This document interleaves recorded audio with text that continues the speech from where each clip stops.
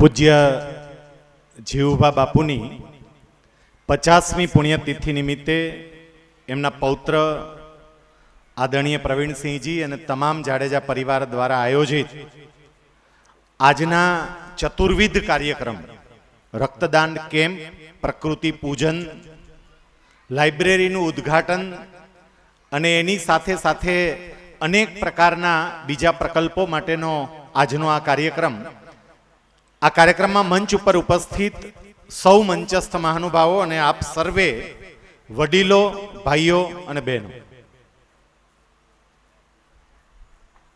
બપોરના લગભગ 1:15 વાગ્યો હોય, 10 વાગ્યાના આપણે બેઠા હોય, ભાદરવાનો તાપ હોય, જમવાનો સમય થઈ ગયો હોય અને કોઈ માણસને સાંભળવો એ ઋષિ મુનિના તપ કરતા પણ આકરું તપ છે. અને એવું તપ તમે બધાય કરો છો એટલે પહેલા તો તમને અભિનંદન. કારણ કે આ કોઈ સામાન્ય બાબત નથી કે આવા સમયે કોકને સાંભળવા, અને એમાંય સાંભળી અને સાવ છેલ્લો સમય આવવામાં આવ્યો હોય અને ત્યારે મારા જેવો કોક બોલવા આવે. કેટલાકને અહીંયા બેઠા બેઠા એમાંય થતું હશે કે હવે આ ભાઈ આપણી ક્યાં સુધી પત્તર ખાંડશે. કારણ કે ઉદ્ઘોષક શ્રીએ પરિચય આપ્યો ત્યારે એવું કહ્યું મુખ્ય વક્તા, તો આ મુખ્ય વક્તા કેટલું ખેંચશે. પણ ચિંતા નહીં કરો, હું આપને એટલી ખાતરી આપું છું કે જમવાનો સમય ભલે થયો, તમને ભૂખ ભલે લાગી, પણ હું અહીંથી જ્યાં સુધી બોલીશ તમને કોઈને કોઈ પ્રકારનો કંટાળો ના આવે એની પૂરી તકેદારી રાખીશ. એક સત્ય ઘટના સાથે આપણે વાતની શરૂઆત કરીએ. વર્ષો પહેલાની વાત છે. અરબસ્તાનના એક ગામની બહાર એક ઝૂંપડામાં એક ફકીર રહેતા. એમનું નામ હતું રાબિયા બસરી. એક વખત સાંજના સમયે એક ગામમાં આવ્યા. આ એવો સમય હતો જ્યારે લાઈટ નહોતી, એટલે ગામના ચોકમાં મશાલ પ્રગટાવવામાં આવે ને પેલા રાબિયા બસરી મશાલના અજવાળામાં કંઈક શોધતા હતા. 4-5 યુવાનો ત્યાંથી પસાર થયા. એમણે જોયું કે રાબિયાજી કંઈક શોધે છે. એક યુવાને પૂછ્યું, કંઈક ખોવાયું છે? રાબિયાજી કે હા, કપડા સાંધવાની સોય ખોવાઈ છે. પેલા યુવાનો કે મદદ કરીએ? તો કે હા, તમે મદદ કરશો તો ઝડપથી મળશે. તમે યુવાન છો, હું વૃદ્ધ છું, મને ઓછું દેખાય, તમને વધારે દેખાય. એ યુવાનોએ પ્રયાસ કર્યા. 10 મિનિટ આજુબાજુ બધે જોયું પણ ક્યાંય સોય મળી નહીં. એટલે એક યુવાને કહ્યું કે અમે પ્રયત્ન બહુ કરીએ છીએ, સોય મળતી નથી. ચોક્કસ જગ્યા તમે કહી શકો ક્યાં ખોવાઈ છે? તો અમે ત્યાં જ ફોકસ કરીને શોધીએ. રાબિયાજી એ વખતે ગામથી દૂર રહેલા પોતાના ઝૂંપડા તરફ આંગળી ચીંધીને એવું કહે છે કે સોય મારી ઝૂંપડામાં ખોવાઈ છે. એટલે બધા યુવાનો હસવા માંડ્યા. રાબિયાજી કે હસો છો કેમ? યુવાનો કે હસીએ નહીં તો શું કરીએ, સોય ઝૂંપડામાં ખોવાઈ છે તો અહીંયા ગામના ચોકમાં શું શોધો છો? રાબિયાજી કે પણ અહીંયા અજવાળું છે, પ્રકાશ અહીંયા છે, મારે ત્યાં અંધારું છે ઝૂંપડામાં, એટલે અહીંયા શોધવા આવી છું. યુવાનોએ હસતા હસતા કહ્યું, તમે મૂર્ખ જેવી વાત કરો છો. જો સોય ઝૂંપડામાં ખોવાઈ હોય તો ગામના ચોકમાં આ મશાલનું અજવાળું નહીં, સાક્ષાત સૂર્યનારાયણ મધ્યાહને તપતા હોય ને તોય મળે નહીં. કારણ કે સોય અહીંયા ખોવાની નથી, એ તો જ્યાં ખોવાઈ હોય ત્યાં મળે. આ મૂર્ખ જેવી વાત છે. રાબિયાજીએ તરત કહ્યું, તો હું એકલી નહીં, દુનિયાના મોટા ભાગના લોકો પણ મૂર્ખા છે. યુવાનો કે કેમ? હવે રાબિયાજીએ જે જવાબ આપ્યો એ સાંભળજો. આપણો આજનો વિષય, આજના આપણા કાર્યક્રમની થીમ. રાબિયાજી એવું કહે છે, લોકોનું સુખ અને શાંતિ ખોવાયા છે કોઈ જુદી જગ્યાએ અને એને શોધે છે કોઈ જુદી જગ્યાએ. લોકો પણ મૂર્ખા જ છે. આપણું સુખ ખોવાયું છે કોઈ જુદી જગ્યાએ, આપણે એને શોધીએ છીએ કોઈ જુદી જગ્યાએ. જ્યાં આપણને પ્રકાશ દેખાય, પછી એ પૈસાનો પ્રકાશ હોય, એ પદનો પ્રકાશ હોય, એ પ્રતિષ્ઠાનો પ્રકાશ હોય, આપણે ત્યાં શોધવાનો પ્રયત્ન કરીએ છીએ. વાસ્તવિક રીતે આપણું આ સુખ ખોવાયું છે આપણા પારિવારિક સંબંધોમાં. અને જેના પારિવારિક સંબંધો મજબૂત હોય એની પાસે કદાચ પદ ના હોય, એની પાસે કદાચ પ્રતિષ્ઠા ના હોય, એની પાસે કદાચ પૈસો ના હોય, પણ એ પરિવાર સુખની જે અનુભૂતિ કરતું હશે ને એ કંઈક અલગ હશે. આવા જ એક સુખી પરિવારની એક વ્યક્તિને પાયામાં રાખીને મારે આપને વાત કરવી છે. અત્યારે ગણેશોત્સવ ચાલી રહ્યો છે. ભાદરવા સુદ ચતુર્દશીના દિવસે, એટલે ભાદરવા સુદ ચોથના દિવસે, ચતુર્દશી નહીં, ચતુર્દશી તો વિસર્જન થાય. ભાદરવા સુદ ચોથના દિવસે ગણપતિજી મહારાજનું આપણે સ્થાપન કરીએ. આપણી શ્રદ્ધા પ્રમાણે 3 દિવસ, 5 દિવસ, 7 દિવસ, 9 દિવસ કે 11 દિવસ એમનું પૂજન કરીએ અને પછી એમનું વિસર્જન કરીએ. આ ગણેશોત્સવ ચાલી રહ્યો છે ત્યારે આ જગતની અંદર સુખી પરિવાર કોણ કહેવાય એનું ઉદાહરણ આપણને શિવ અને પાર્વતીના પરિવારે આપ્યું છે. ગણપતિ બાપાના જીવનમાંથી જ કેટલાક સુખના સરનામા પ્રાપ્ત કરવા છે. આપણો વિષય છે સુખનું સરનામું. ગણપતિજીના જીવનમાંથી જ હવે જ્યારે ગણપતિજીના દર્શન કરીએ ત્યારે આ વાત યાદ રાખજો, સુખનું પહેલું સરનામું જે ગણપતિજી મહારાજે આપણને આપ્યું છે. આપણને બધાને એ પ્રસંગની ખબર છે કે જ્યારે એક વખત બંને ભાઈઓ વચ્ચે એક વિવાદ થયો, એક વિષય પર ચર્ચા થઈ કે બંનેમાંથી મોટું કોણ. કાર્તિકેય અને ગણેશજી બંને વચ્ચે આ ચર્ચા થઈ. શિવજીએ એનું સમાધાન આપ્યું, એક કામ કરો, સમગ્ર પૃથ્વીના તમામ યાત્રાધામોની પ્રદક્ષિણા કરીને આવો. જે સૌથી પહેલી પ્રદક્ષિણા કરીને આવે એ મોટા. કાર્તિકેયજી પાસે વાહન તરીકે મોર હતો, એ તો મોર ઉપર સવાર થઈને નીકળી ગયા. ગણેશજી મહારાજ પાસે વાહન તરીકે ઉંદર, એક તો નાનું વાહન, એમાં ગણેશજીનો વજન, એ ઉંદર ઉપર સવાર થઈ અને પૃથ્વીની પ્રદક્ષિણા કરવા જાય એ શક્ય નહોતું. ગણેશજી મહારાજે 2 બાજોટ ઢાળ્યા, એક ઉપર શિવજીને બેસાડ્યા, બીજા ઉપર માં પાર્વતીજીને બેસાડ્યા. એમની પ્રદક્ષિણા શરૂ કરી. પ્રભુ શિવ પૂછે છે શું કરે છે? અને એ વખતે ગણેશજી એવું કહે છે કે આપે એવું કહ્યું કે સમગ્ર પૃથ્વીના તીર્થોની યાત્રા કરીને જે પ્રથમ આવે એને વિજેતા જાહેર કરીશ. માતા પિતામાં સમગ્ર પૃથ્વીના તમામે તમામ તીર્થો આવી જાય અને મેં માતા પિતાની પ્રદક્ષિણા કરીને એટલે સમગ્ર પૃથ્વીની પ્રદક્ષિણા થઈ ગઈ.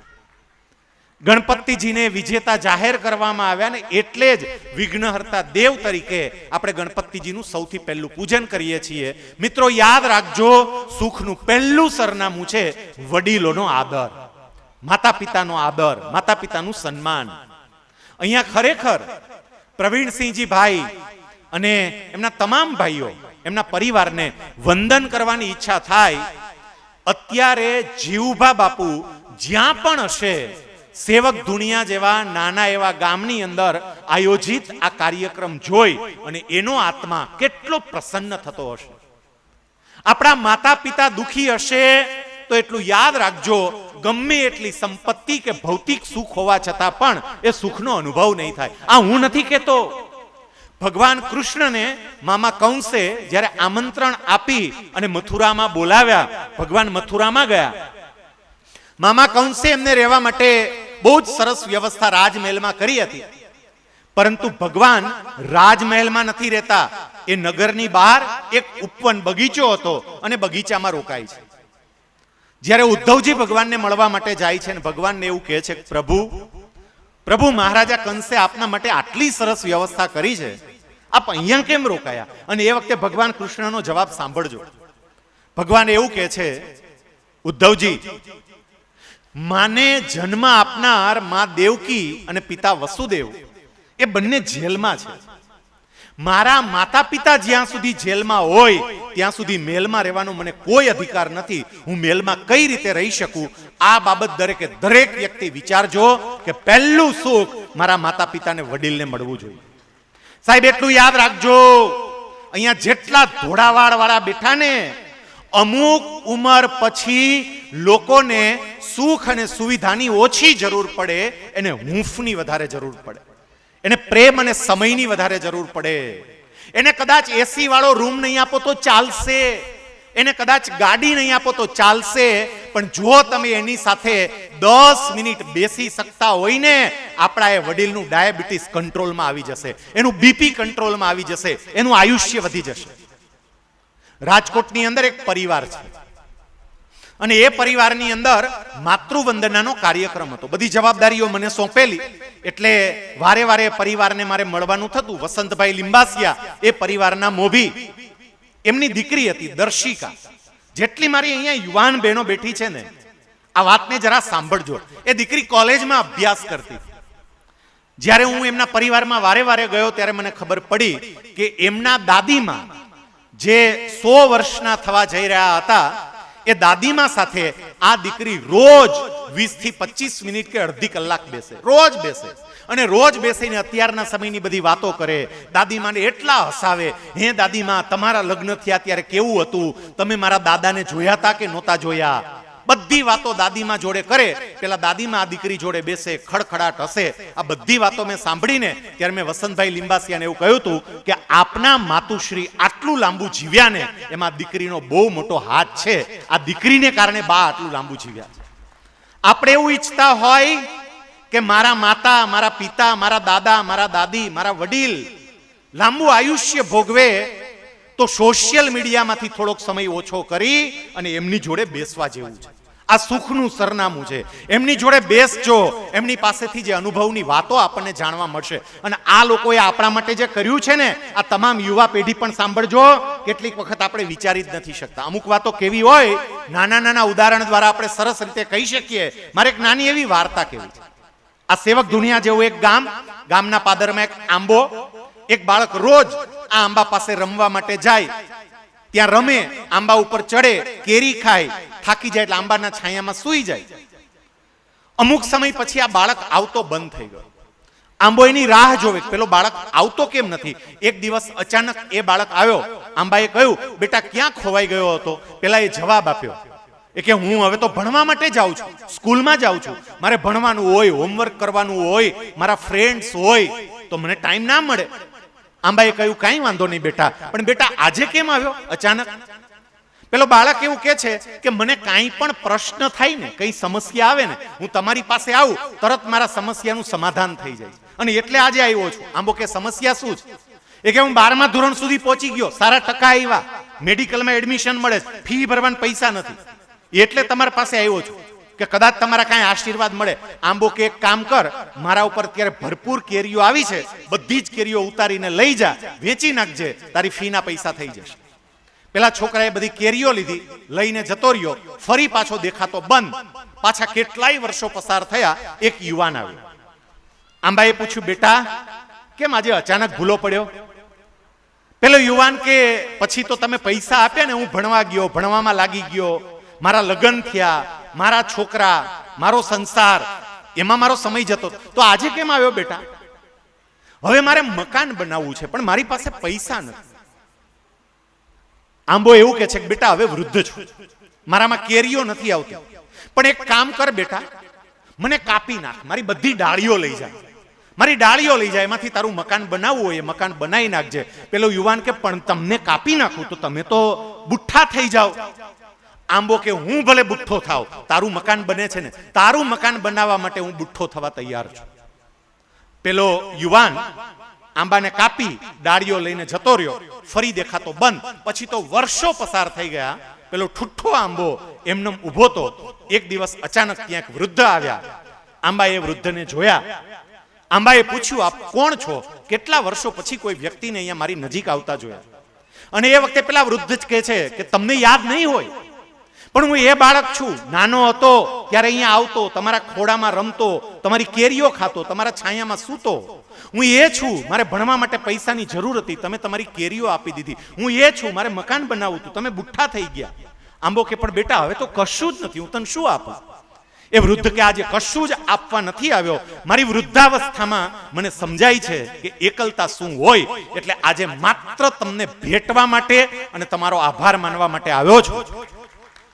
આટલું કહીને પેલો વૃદ્ધ આંબાને ભેટ્યો, અને આંબાને ભેટતાની સાથે જ એ આંબામાં એક નવી કૂપણ ફૂટી.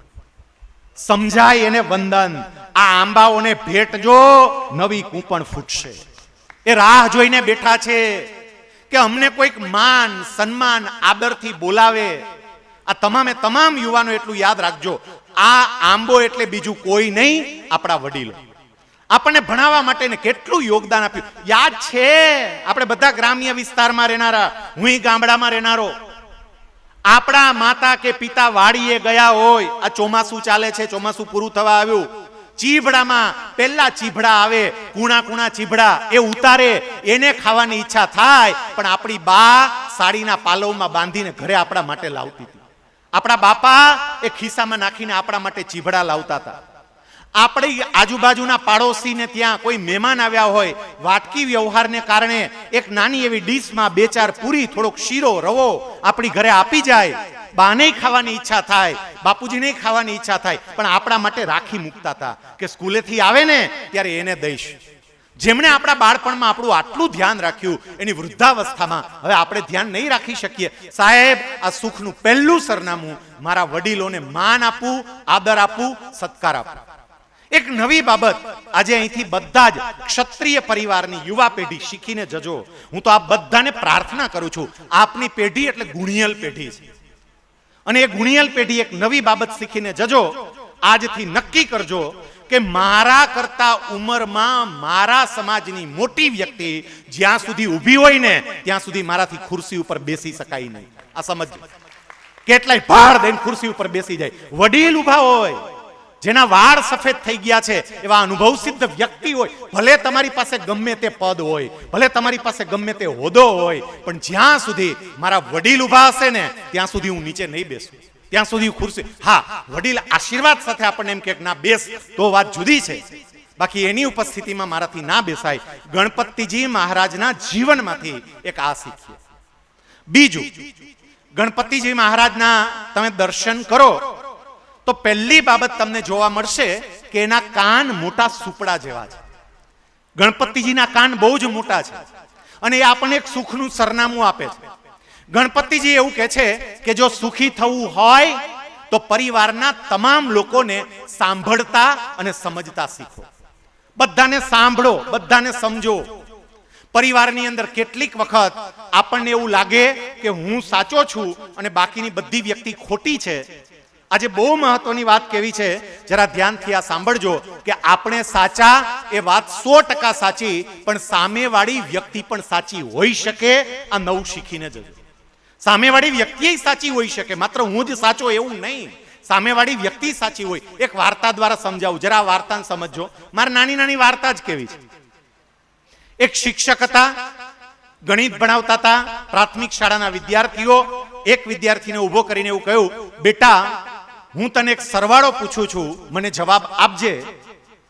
હું તને એક સફરજન આપું, ફરીથી એક સફરજન આપું, ફરીથી એક સફરજન આપું, તારી પાસે કુલ કેટલા સફરજન થાય? છોકરો કહે 4.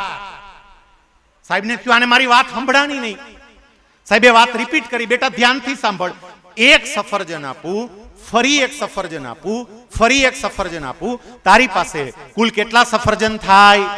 છોકરો કહે 4. સાહેબને થયું કે આની પીન ચોટી ગઈ. આટલો સહેલો સવાલ જવાબ નથી આપી શકતો. સાહેબે વાત બદલી, બેટા સફરજનને એક બાજુ રાખ, મને એ કે તને કયું ફળ સૌથી વધારે ભાવે? છોકરો કે સાહેબ મને કેરી બહુ ભાવે. સાહેબ કે સાંભળ બેટા, હું તને એક કેરી આપું, ફરીથી એક કેરી આપું અને ફરીથી એક કેરી આપું, તારી પાસે કુલ કેટલી કેરી થાય? છોકરો કે 3. અને સાહેબે ખુરશી ઉપરથી કૂદકો માર્યો સીધો. શાબાશ, વેરી ગુડ, હવે બિલકુલ સાચો જવાબ. બેટા તું સફરજનના અટવાતો હતો, પણ કેરીનો જવાબ બિલકુલ સાચો. અને શિક્ષકનો એક સ્વભાવ હોય, આમાં જેટલા શિક્ષક મિત્રો હશે ને એને મારી આ વાત સમજાશે. શિક્ષકનો એક સ્વભાવ હોય, પોતે જે માનતા હોય એ સામેવાળી વ્યક્તિને મનવે નહીં ત્યાં સુધી એને ચેન ન પડે. તમે જોજો.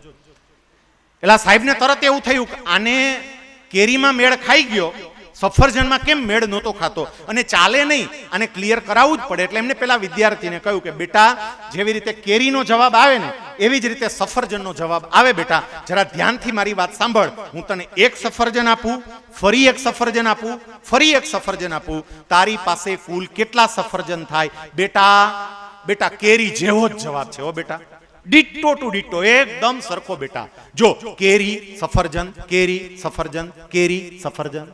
બોલ બેટા તારી પાસે કુલ કેટલા સફરજન થાય? છોકરો કહે 4. સાહેબે પોતાના માથાના વાળ ખેંચ્યા. અને જાહેરમાં છોકરાને લીધો, લબાડ ગધેડા જેવા, કઈ ખબર પડતી નથી. આ કેરી 3 થઈ તો સફરજન 4 કેવી રીતે થાય? છોકરાએ દફતરમાં હાથ નાખીને એક સફરજન બહાર કાઢ્યું. એ કે મારા બાઈ એક ભાગમાં દીધું છે. 3 તમે દેતા હતા ને એક મારા બાઈએ દીધું. ગણવાનું કે નહીં ગણવાનું? કેરી બાઈએ નહોતી દીધી, સફરજન બાઈએ દીધું તું. સમજો, આપણને ઘણી વખત એવું લાગે કે હું સફરજન 3 કહું એટલે સામે બધાએ સફરજન 3 બોલવાનું, પણ સામે કોઈ સફરજન 4 બોલે ને તો એ સાચા હોઈ શકે. એ સાચા હોઈ શકે. માત્ર હું જ સફરજન 3 એ તમારી વાત 100% સાચી, પણ કોઈ સફરજન 4 કે ને તો એ સાચા હોય. કેમ? કારણ કે એને દેખાતું હોય, આપણને દેખાતું ના હોય. એને દેખાતું હોય એટલે એ 4 કહેતા હોય. અહીંયા જેટલી દીકરીઓ બેઠી, દીકરીઓ જરા સાંભળજો. આજના સમયમાં વડીલોને આપણી જે ચિંતા છે, કેટલીક વખત આપણને એવું લાગે કે મારા ઉપર આટલા બધા નિયંત્રણો કેમ મુકાતા હશે? એક દીકરાને જેવી છૂટ મળે એવી બધી છૂટ મને કેમ નથી મળતી? સ્ત્રી સ્વાતંત્ર્યના આ યુગમાં ખરી સ્ત્રી સ્વાતંત્રતા એ છે કે જ્યાં એક સ્ત્રી ધારાસભ્ય તરીકે સમાજનું અને પોતાના વિસ્તારનું પ્રતિનિધિત્વ કરે. સાચી સ્ત્રી સ્વતંત્રતા એ છે. પણ મારે જે કેવું છે સમજો, દીકરીઓ, તમને તમારા પ્રશ્નનો જવાબ કદાચ આમાંથી મળશે. એક કોલેજિયન દીકરી એક દિવસ માટે બહાર પિકનિકમાં ફરવા માટે જવાનું હતું. સવારે 6 વાગે એ દીકરી તૈયાર થઈ, પોતાની બેગ લીધી, એ દીકરી બહાર જવા માટે નીકળી. એના પિતા નીચે હોલમાં બેઠા હતા. પિતાએ દીકરીને જોઈ એટલે એવું કહ્યું કે બેટા પિકનિકમાં જાય છે? હા પપ્પા, તમે જ તો મને રજા આપી હતી. બેટા કંઈ વાંધો નહીં, જા મજા કરજે, પણ સાંજે પાછી સમયસર ઘરે પહોંચી જાજે. આ છેલ્લું વાક્ય પેલી દીકરીને બહુ લાગી આવ્યું અને એ દીકરીએ એવું કહ્યું કે પપ્પા પપ્પા તમે ભાઈને તો કોઈ દી આવું નથી કહેતા, સાંજે સમયસર પાછો આવી જાજે, મને જ આવું કેમ? એ ભાઈએ એવું કહ્યું કે બેટા હું તને એનો જવાબ આપું. આપણી શેરીમાં હાલ, શેરીમાં જઈએ આપણે, ત્યાં જવાબ આપું. પિતાએ દીકરીને લઈને શેરીમાં આવ્યા. દરવાજો ઘરનો ખોલ્યો, શેરીમાં જોયું તો લોખંડના કેટલાક થાંભલા શેરીમાં પડ્યા હતા. પીજીવીસીએલ વાળાનું કામ ચાલતું હશે, એના લોખંડના થાંભલા પડેલા. દીકરીને થાંભલા બતાવીને પિતાએ કહ્યું બેટા થાંભલા અહીંયા કેટલા દિવસથી પડ્યા છે? પિતાએ પેલા દીકરીએ તરત કહ્યું પપ્પા લગભગ 2 મહિના જેવું થયું હશે. બેટા 2 મહિનાથી એમનેમ પડ્યા છે, આ થાંભલાને સાચવવા ના પડે? આનું ધ્યાન રાખવું ના પડે? એ કે પપ્પા આ તો થાંભલા છે, આનું શું ધ્યાન રાખવાનું હોય? પણ બેટા આના ઉપર આમ લીસોટો પડી જાય તો, લીસોટો આના ઉપર લીટા પડી જાય તો? એ પપ્પા કાંઈ ફેર ન પડે. કેમ બેટા, એની કિંમત ઘટી ના જાય? ના પપ્પા, લોખંડના થાંભલા છે, લીસોટા પડે કે કાટ ચડે કોઈ ફેર ના પડે. પિતાએ કહ્યું બેટા આ લોખંડના થાંભલાની જગ્યાએ હીરો હોય તો, હીરો ડાયમંડ, એને શેરીમાં રેઢો મુકાય? દીકરી કે પપ્પા કેવી વાત કરો છો? હીરાને તે ક્યાંય રેઢો મુકાતો હશે? હીરાને તો સાચવવો પડે, તિજોરીમાં રાખવો પડે. પિતા કે બેટા આ હીરો જે હોય એના ઉપર એકાદ આમ ઘસરકો પડી જાય, હીરા ઉપર દાગ લાગી જાય, દાગ, તો હીરાની કિંમતમાં કઈ ફેરફાર પડે? પેલી યુવાન દીકરી એવું કે છે પપ્પા હીરો કરોડોનો હોય પણ જો હીરા ઉપર ઘસરકો પડે, હીરો તૂટે, એને દાગ લાગે તો એની કિંમત સીધી કોડીની થઈ જાય. અને એ વખતે પિતા દીકરીના માથે હાથ મૂકીને એવું કહે છે કે બેટા તારો ભાઈ મારા માટે લોખંડનો થાંભલો નથી, એ મારો દીકરો જ છે, મારે એને સાચવવાનો જ હોય, એનું ધ્યાન રાખવાનું જ હોય, પણ બેટા તું તો મારા માટે હીરો છો અને એટલે તને સાચવવો પડે. કારણ કે એક દાગ, સાહેબ વિચારજો, આપણા પરિવાર આ કેટલાક લોકો જે પાઘડી પહેરીને નળિયાવાળા મકાનમાં રહેતા હોય પણ એની સાચી મિલકત ઉન્નત મસ્તકે ગામની વચ્ચે ચાલી શકે ને એવી આબરૂ છે. એ આબરૂ બહુ કમાણા. સામાન્ય મકાનમાં રહે છે પણ આબરૂ જબરજસ્ત હોય ગામમાં. મારું એક એવું કામ મારા બાપાને, મારા દાદાને નીચા મોયે ચાલવું પડે એવું ના બને, એ પ્રત્યેક દીકરીએ વિચારવું પડે. દરેકે દરેક દીકરીએ વિચારવું પડે. દરેકે દરેક યુવાન દીકરી આના ઉપર વિચારજો. હા, હું ફરી કહું છું, સ્વતંત્રતા બિલકુલ હોવી જોઈએ. દીકરી ડેપ્યુટી કલેક્ટર બને, દીકરી આઈએએસ ઓફિસર બને, આઈપીએસ ઓફિસર બને. આ સાહેબો બધા અશોકસિંહ ને બધા અહીંયા બેઠા લેકાવાડાની અંદર કેટલું મસ્ત કાર્ય કરી રહ્યા છે, અદ્ભુત. ક્ષત્રિય સમાજની તમામ પ્રતિષ્ઠિત વ્યક્તિઓએ હું તો એવું કહું કે એક વખત આ લેકાવાળાની મુલાકાત લેવી જોઈએ. આપણી ભાવિ પેઢીને કયું પ્લેટફોર્મ આપે છે ને એ તમને ખબર પડે.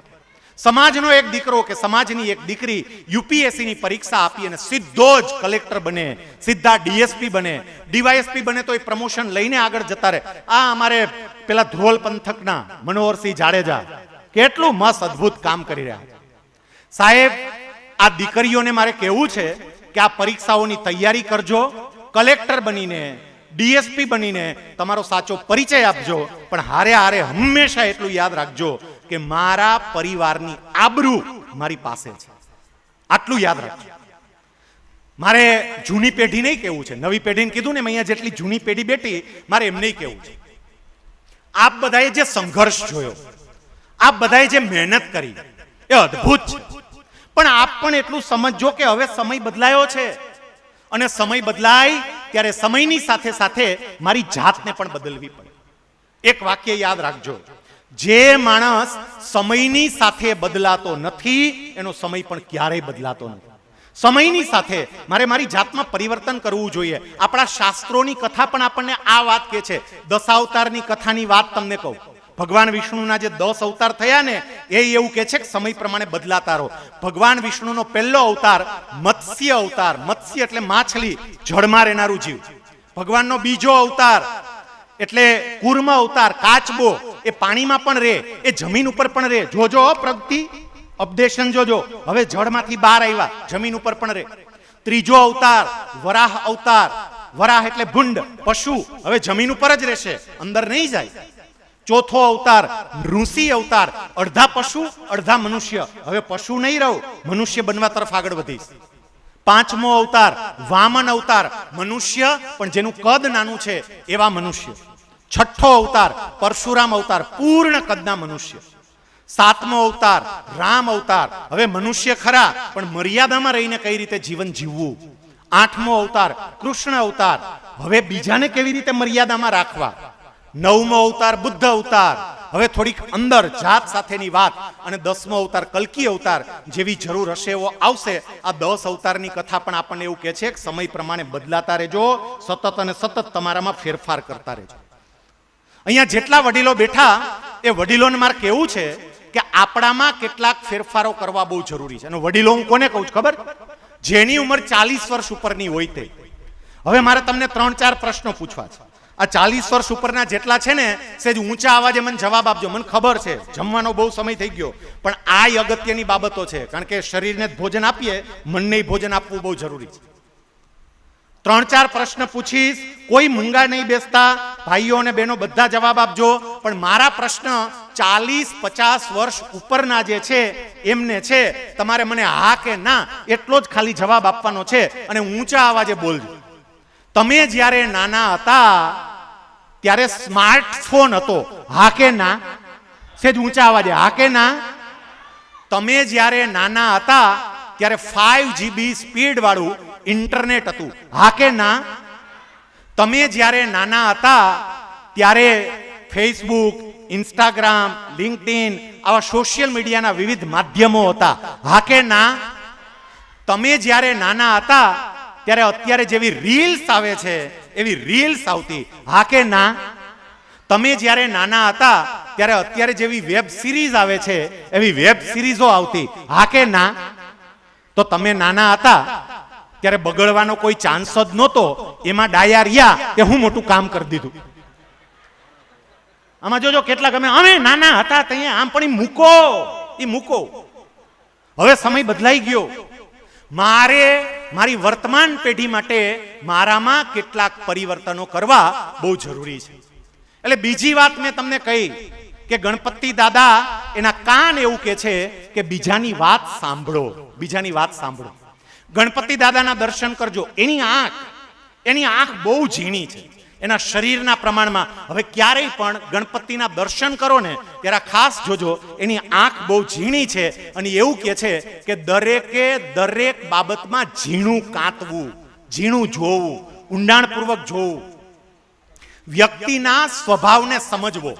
એ એવું કહેવા માંગે છે, પ્રત્યેક વ્યક્તિના સ્વભાવને સમજવો. આજે આપણે પરિવારની અંદર જૂની પેઢી અને નવી પેઢી એ બંને વચ્ચે થોડા વૈચારિક ભેદો થાય એની પાછળનું એક અત્યંત મહત્વનું કારણ એ છે કે આપણે સ્વભાવને સમજતા નથી. નવી પેઢી શું વિચારે છે એ જૂની પેઢી નથી સમજતી. જૂની પેઢીના વિચારો કયા છે એ નવી પેઢી નથી સમજતી. એકબીજાની જગ્યાએ પોતાની જાતને મૂકે ને તો આ સમજાય. અંગ્રેજીમાં 6 લખ્યા હોય, મારા તરફ ઉઘેરેલી વ્યક્તિ એમ કે 6 છે, સામેવાળી વ્યક્તિ એને 9 કહે અને પછી બે ઝઘડે 6 9 6 9 6 9. સાચું કોણ? બે સાચા જ છે, ખાલી સ્થાન બદલવું પડે. એમ આપણે વડીલ તો કાયમ માટે હોય. આપણી જાતને ક્યારેક યુવાનોની જગ્યાએ મૂકીએ ને ત્યારે એની વેદના સમજાય. યુવાનો તો કાયમ માટે હોય, આપણી જાતને વડીલની જગ્યાએ મૂકીએ ત્યારે એની વેદના સમજાય. અને પારિવારિક શાંતિ માટે, સુખના સરનામા માટે આ બાબત ખાસ ધ્યાનમાં રાખજો કે તમે એટલું સમજજો, બધી વ્યક્તિના સ્વભાવ બદલવા જાશો તો એ શક્ય નથી. મારે મારા સ્વભાવમાં પરિવર્તન કરવું જોઈએ.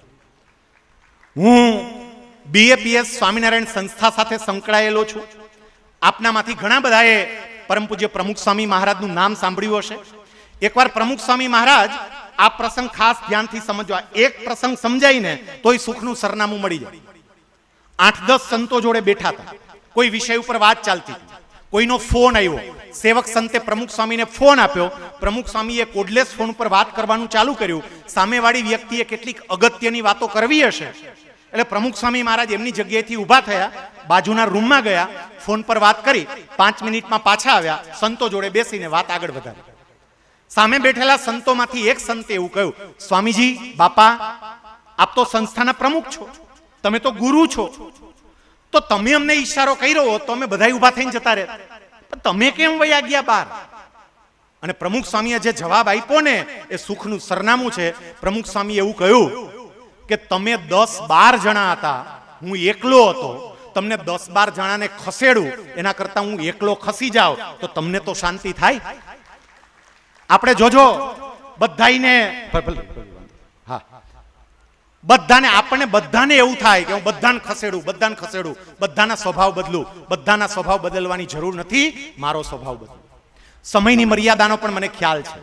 ઘણી બધી વાતો કરવી હતી પણ એક સમયની પાબંદી છે. એક વાત કહી અને આપણે વાતને પૂરી કરવા તરફ જશું. ગણેશજીનું વાહન તમે જોજો. ગણેશજીનું વાહન એ ઉંદર છે. એમને ઉંદરને વાહન તરીકે પસંદ કર્યું. કેમ? સુખનું એક આ સરનામું છે અને ગણેશજી પોતાના વાહન દ્વારા આપણને સંદેશો આપે છે કે તમે ગમે એવડા મોટા થાવ, સામાન્ય માણસનો આદર કરતા શીખજો.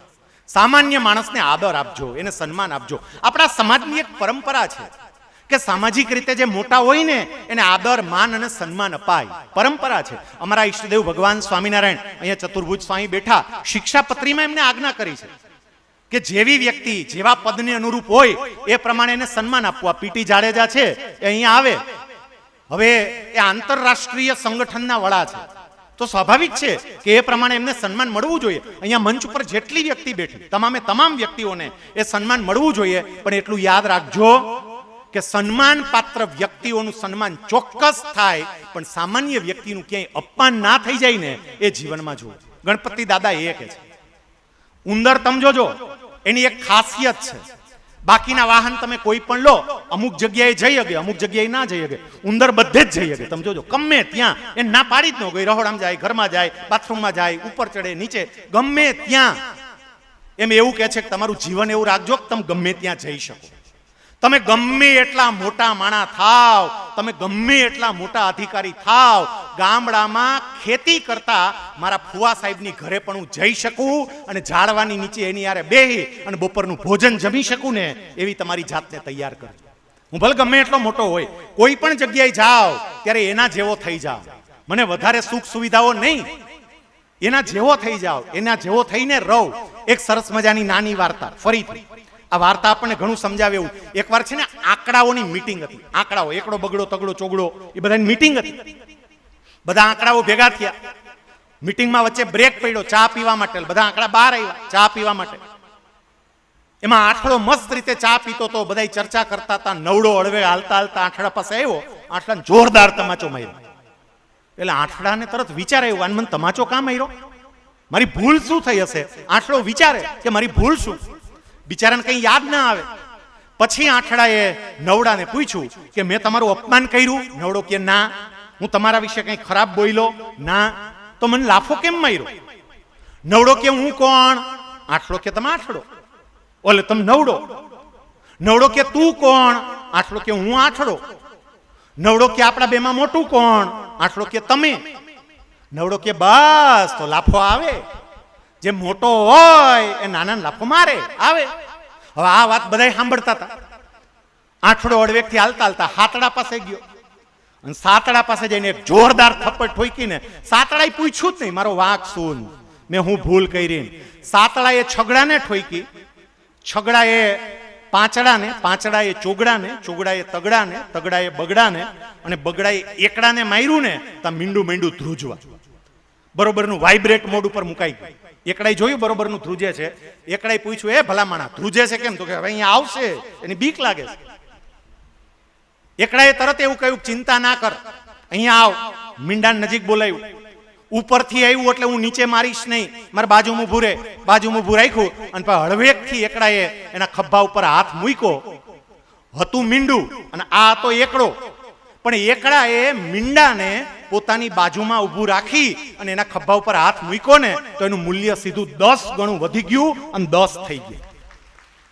એમ મીંડા જેવા માણાના ખભે હાથ મૂકતા શીખો, તમારું મૂલ્ય વધે, મૂલ્ય વધે. સામાન્ય માણસોને આદર આપો. સામાન્ય માણસ એ આ ગણપતિ પરિવારમાંથી શીખવા જેવું છે. આમાંથી વ્યક્તિગત રીતે મને જે ઓળખે છે એમને ખ્યાલ છે. આમ તો પ્રવીણસિંહજીનો પરિચય જ મને આપણી જામનગર આયુર્વેદ યુનિવર્સિટીના પૂર્વ ડેપ્યુટી રજિસ્ટ્રાર અજયસિંહ જાડેજાએ કરાવ્યો, જે અત્યારે ત્યાં ડોક્ટર ભીમરાવ આંબેડકર ઓપન યુનિવર્સિટીની અંદર રજિસ્ટ્રાર તરીકે એમની સેવાઓ આપે છે. એમની મારે વાત કરવી છે. એમના ભાઈ પંકજસિંહ જાડેજા. આપનામાંથી કેટલાય લોકો એમને ઓળખતા હશે, ખાસ કરીને અહીંયા બેઠેલા અધિકારી સાહેબ. ક્ષત્રિય સમાજનું એક એવું ઘરેણું એમના જીવન ઉપર મેં પુસ્તક લખ્યું છે, નોખી માટીનો અનોખો માણસ. અને એ પુસ્તકને ગુજરાત સાહિત્ય પરિષદનું ઇનામ પણ પ્રાપ્ત થયું. સાહેબ એમણે પોતાના જીવનના પ્રત્યેક રોલને જે અદ્ભુત રીતે ભજવ્યો છે ને, આપણે જે કહીએ છીએ નાનામાં નાની વ્યક્તિનું ધ્યાન રાખવું, એ મામલતદાર તરીકે ઉપલેટામાં કામ કરતા હતા. સાંભળજો આ ઘટના. ઉપલેટામાં મામલતદાર તરીકે કામ કરે, ચૂંટણીના કોઈ કામમાં ગયા હતા. એ કામ પૂરું કરીને આવ્યા, લગભગ બપોરના 1:30 વાગવા આવ્યા હશે. સીધા પોતાની ઓફિસે આવ્યા. આવીને જોયું તો એની ચેમ્બરની બહાર એક લગભગ 65 થી 70 વર્ષની ઉંમરના માજી બેઠા હતા.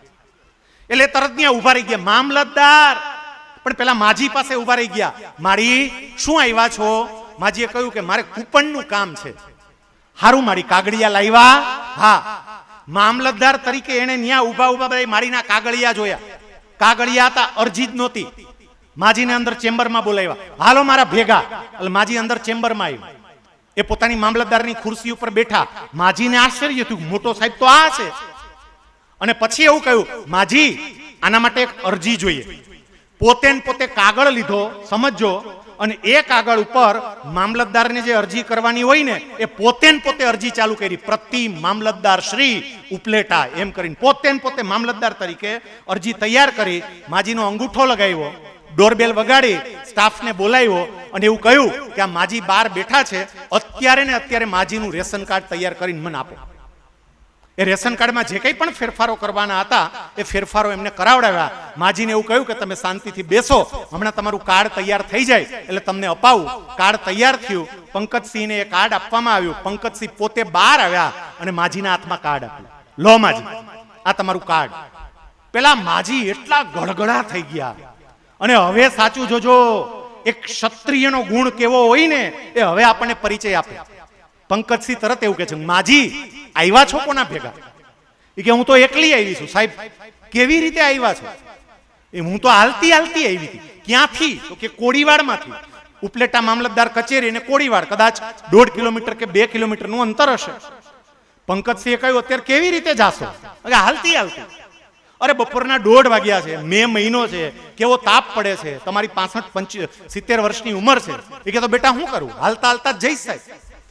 પંકજસિંહે પોતાના ડ્રાઈવરને બોલાવ્યો. ડ્રાઈવરને બોલાવીને પોતાના ખર્ચમાં પેલા ખિસ્સામાંથી પર્સમાંથી 50 રૂપિયા કાઢીને આપ્યા ને પછી એવું કહ્યું, આ માજીને રિક્ષો કરી દે. રિક્ષાવાળો એને ત્યાં મૂકી આવ્યો.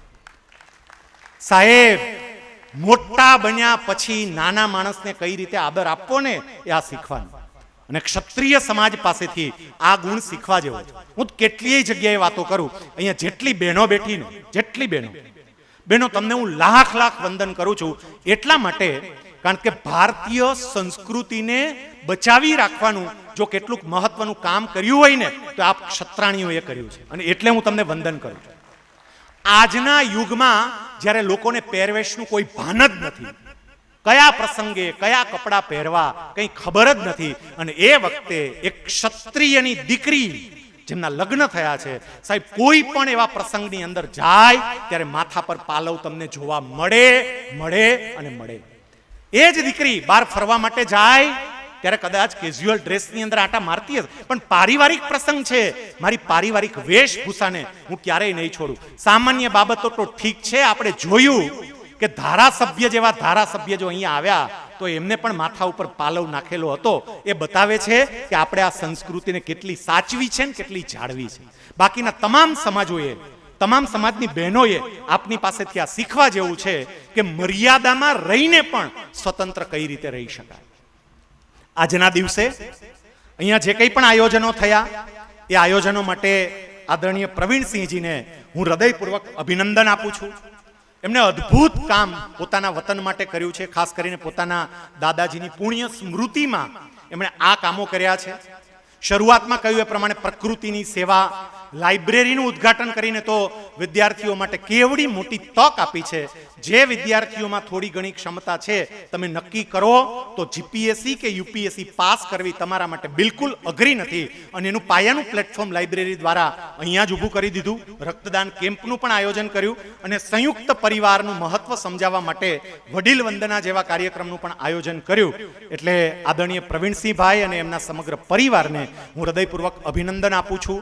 1:30 વાગ્યો અને છતાંય આ બધાએ આટલા પ્રેમથી મને સાંભળ્યો, એકાગ્ર ચિત્તે સાંભળ્યો. મેં જોયું કે છેલ્લે સુધી બેઠેલી વ્યક્તિ આમ પૂરી એકાગ્રતા સાથે આ વાત સાંભળતી હતી. એ બતાવે છે કે આ વાત આપના હૃદય સુધી પહોંચતી હતી. માં આશાપુરાના ચરણોમાં આવી પ્રાર્થના કરું કે માં આપણને એવું બળ આપે, એવી બુદ્ધિ આપે, એવી શક્તિ આપે કે સુખના સરનામા માટે થયેલી વાત આપણને સમજાય, અમલમાં મૂકીએ અને સાચા અર્થમાં સુખના સરનામે પહોંચીએ.